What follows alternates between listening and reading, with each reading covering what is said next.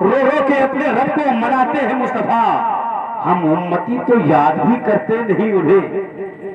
کرتے ہیں کرتے ہیں آپ سمجھے؟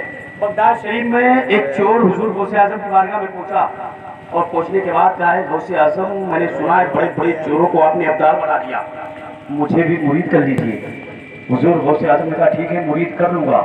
تو چور نے کہا میری دو شرطیں ہیں، پہلی شرط یہ ہے کہ میں چوری نہیں چھوڑوں گا، دوسری شرط یہ ہے کہ میں نماز نہیں پڑھوں گا۔ حضور غوث اعظم فرماتے ہیں میں مرید نہیں کروں گا، غوث اعظم فرماتے ہیں میں مرید نہیں کروں گا۔ تو چور نے کہا میں نے سنا بڑے بڑے چوروں کو آپ نے ابدال بنا دیا، کتب بنا دیا، آپ مجھے مرید نہیں کر رہے؟ تب حضور غوث اعظم نے کہا مرید کر لوں گا، ایک شرط میری بھی ہے۔ اور واپس سے پیچھے والے جانے کے بعد بولیں گے کیا؟ اور مچل کے بول دو سبحان اللہ۔ مرید کر لوں گا، ایک شرط میری ہے، کہا بتائیے آپ کی شرط کیا ہے؟ حضور غوث اعظم فرماتے تو چوری نہیں چھوڑے گا؟ نہیں چھوڑ، نماز نہیں پڑھے گا؟ کوئی بات نہیں، ایک شرط میری ہے کہ جب اذان کا وقت ہو جائے تم اذان دے دینا، جب اذان کا وقت ہو جائے تم اذان دے دینا بس۔ مرید ہو گیا حضور غوث اعظم کے ہاتھ پر، اور جب مرید ہو گیا تو گھر آ گیا، اور گھر آنے کے بعد 2-3 دن تک اپنے گھر پہ اذان دیتا رہا، جب وقت آئے اذان دیتا رہا، جب وقت آئے اذان دے رہا۔ بیوی نے 3-4 دن تک دیکھا، اس کے بعد کہا کہ اگر تم کو اذان دینے کی شوق ہے تو جاؤ خدا کے گھر میں اذان دو، اگر اذان دینے کا اتنا ہی تم کے اندر شوق پیدا ہوا ہے خدا کے گھر میں جاؤ اذان دو، اور یہاں سے اٹھو چوری کرو کہیں سے، ورنہ بچے بھوکے مر جائیں گے۔ تب وہ سوچا کون سا وقت نکالوں جو اذان کا وقت نہ ہو، کون سا وقت نکالوں جب اذان کا وقت نہ ہو۔ ایک رات وہ ترائی میں تقریباً 11 یا 12 بجے بغداد شریف کے بڑے ایک دولت مند کے گھر میں، سوراب بھائی کے جیسے اور جتنے لوگ بھی بڑے لوگ ان کے گھر پہ پورا خزانہ لگا ہوا ہے، بوری بھرنا شروع کیا۔ جب بوری بھرنا شروع کیا 2 بوری پوری مکمل تیار ہو گئی، اور جیسے ہی کاندھے پہ لادنا چاہا گھڑی کی طرف دیکھا تو وقت فجر ہو رہا، فجر کا وقت ہو رہا، فجر کا وقت۔ وہیں پر دونوں بوری رکھی، کیونکہ بیعت ہوا تھا، مرید ہوا تھا حضور غوث اعظم سے، ایک ولی کے آستانے پر بیٹھے ہوئے ہیں، نام بتایا حضرت مولانا عبدالرحیم صاحب نے، کلئی دادا یا کسی کا آستانہ ہے، وہاں پر بیٹھے سنیں آپ۔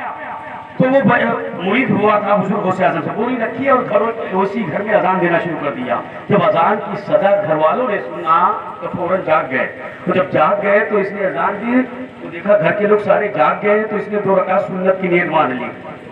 حضور غوث اعظم سے کہا تھا میں نماز نہیں پڑھوں گا، سنیں آپ نماز کی اہمیت کیا ہے، نماز کی برکت کیا ہے، سنیں آپ۔ 2 رکعت سنت کی نیت مان لی اور کھڑا ہو گیا۔ جب 2 رکعت نماز پڑھ لیا سنت تو سلام پھیرا تو دیکھا لوگ سب بسب کھڑے ہوئے، سب بنا کر کھڑے ہوئے ہیں، حضرت تکبیر کہی جائے، حضرت تکبیر کہی جائے۔ تو وہ کہا میں امام نہیں چور ہوں، چور۔ تو لوگوں نے کہا کہ آپ کا چہرہ بتا رہا کسی مقبول بندے کو دیکھا ہے آپ نے، آپ کی آنکھیں بتا رہے کسی ولی کو آپ نے دیکھا ہے۔ کہا نہیں میں چور ہوں، دیکھو بوری میں خزانہ میں چوری کرنے آیا تھا، میں چور ہوں امام نہیں ہوں۔ ادھر یہ بار بار یہ کہہ رہا، ادھر غوث اعظم خانقاہ میں مسکرا رہے ہیں، بڑے پیر مسکرا رہے ہیں، اور مسکراتے ہوئے کہتے ہیں میں اس کی 2 مان کر نہ پھنسا، وہ ایک میری مان کر پھنس گیا، وہ ایک میری مان کر پھنس گیا۔ مریدوں نے کہا آقا کون پھنس گیا؟ کہا وہی جو چور مرید ہونے آیا تھا، اس کی 2 میں نے شرطیں مان لی، میں نہ پھنسا، وہ ایک میری مان کر پھنس گیا۔ ادھر بار بار کہا جا رہا حضرت تکبیر کہی جائے، تکبیر کہی جائے۔ تو جب بہت کہا تو کہا تکبیر کہو۔ جب تکبیر کہی گئی 2 رکعت فجر کی نماز پڑھائی ہے، اور جیسے ہی سلام پھیرا ہے، جیسے سلام پھیرا گھر کے جتنے افراد تھے قسم خدا کہ اس کے ہاتھ پیر کو چومنا شروع کر دیا ہے، اس کے قدموں کو چومنا شروع کر دیا ہے۔ اسی وقت اس نے اسی گھر پہ توبہ کیا اور کہا ہے پر وقت دکھارے جانب، ایک وقت کی نماز کا یہ عالم ہے، اگر زندگی بھر تیری عبادت کرتا تو کیا ہوتا، زندگی بھر نمازیں پڑھتا تو کیا ہوتا۔ جب ان کے گدا بھر دیتے ہیں شاہان زمانہ کی جھولی، محتاج کا جب یہ عالم ہے تو مختار کا عالم کیا ہوگا۔ اب سمجھے اچھے لوگ ہیں، بات تھوڑی سی آپ تک پہنچانا تھا، پہنچا دیا، کچھ باتیں کچھ کام کرنا ہے آپ سے مجھے بھی۔ حکم سوراب بھائی کا جناب کوثر و تسلیم ہم نے مجھے فون پہ بتا دیا تھا کہ کساری والوں سے کچھ آپ کو کام کرنا ہے، انشاءاللہ میں کروں گا، لیکن 4 مصرے پڑھتا ہوں کہ لوٹ کر مغرب سے سورج پھر کھڑا ہو جائے گا، لوٹ کر مغرب سے سورج پھر کھڑا ہو جائے گا، تم کہو گے وقت ہو جا، پھر اثر ہو جائے گا، اور کون جنت جائے گا، کون دوزخ جائے گا، مصطفیٰ آ جائیں گے اور فیصلہ ہو جائے گا۔ کون جنت جائے گا، کون دوزخ جائے گا، مصطفیٰ آ جائیں گے اور فیصلہ ہو جائے گا۔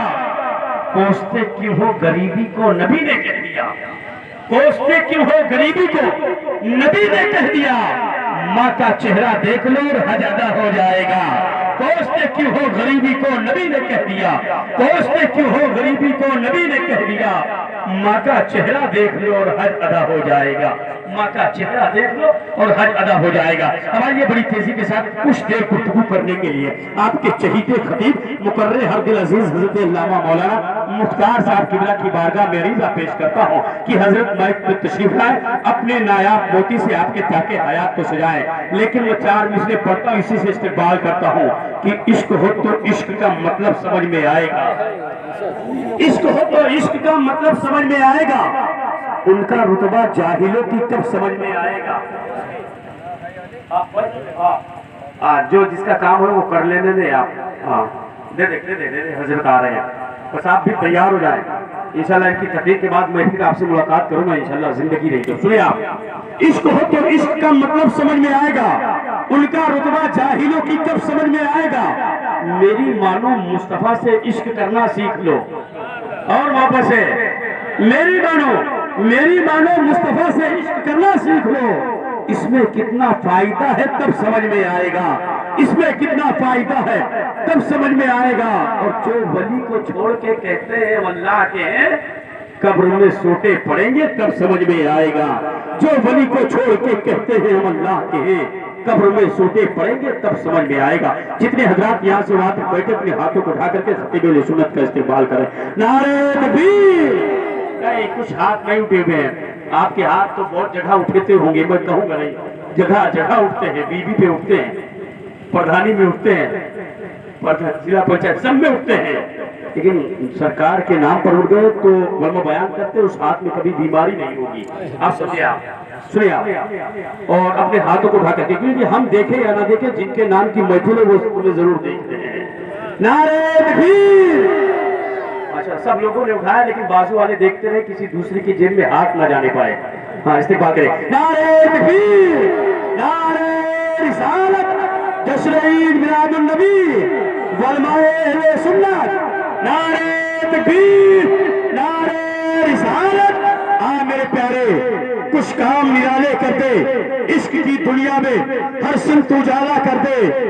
میں نے محفل تو کیا تیرے حوالے لیکن تو اس محفل کو آقا کے